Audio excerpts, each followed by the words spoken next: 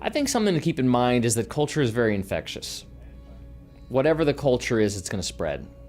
Whatever's going on is just going to keep on growing.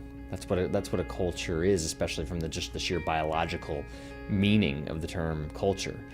And so a lot of people think that a culture change is a big, huge 3 to 5 year initiative. And yes, there are certain things that will take that long to change. But culture at its core is really just an experience that you're having in that moment. Robert Richman is a culture strategist, keynote speaker, and the author of The Culture Blueprint.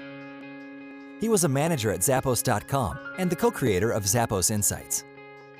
Robert is a sought-after keynote speaker at conferences around the world and has been hired to teach culture in person at companies like Google headquarters in the USA and Europe, Toyota, and Eli Lilly. His new book, The Culture Blueprint, is a systematic guide to how a workplace can help people grow, inspire amazing service, and ultimately drive revenue through amazing culture. Because that's all the culture is relationships. So taking the time to ask certain questions that are in the book, The Culture Blueprint, a whole guide to asking questions such as, what makes for a great boss? How will I know that you're doing well?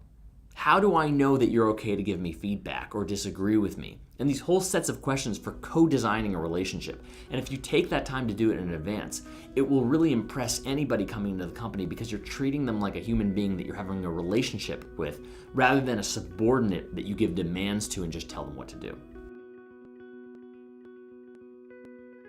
I need my team to be more excited. I need them to have all this energy. What do we know about business? It's all relationships, right? And that's not just on the outside, that's on the inside too. These are relationships. They take time to build and moments to destroy. What a hacker does is look for the vulnerable point within the system. That point where if a small change is made, it can have a huge impact on the rest of the culture. The culture ultimately trumps everything because it's creating the way of being within the company. So you can say you want to do this or that with the strategy, but if the culture is not in alignment, then it'll never happen.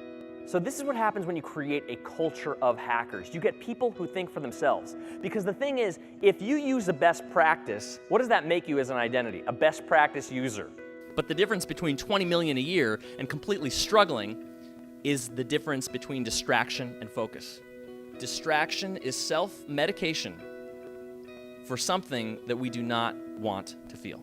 The experience trumps everything, because if you think of any time you went to a seminar or college or a class, there's very little information you really remember from it, but you remember how you felt during it. You remember how you felt and what you did after it. A hacker doesn't look for a best practice. A hacker looks for an opening in the system that can be played with, that can be experimented with. Because here's how belief works. You believe something, and then it either works or it doesn't. So if you want something at your company, whatever it is, passion, excitement, energy, anything, if you're not bringing it, then you're using the company as medicine for why your life isn't working. It's that real. Anything you want, you have to give and will become more of it. If your commitment is to continue to be the best coaches in the world, then we're just getting started.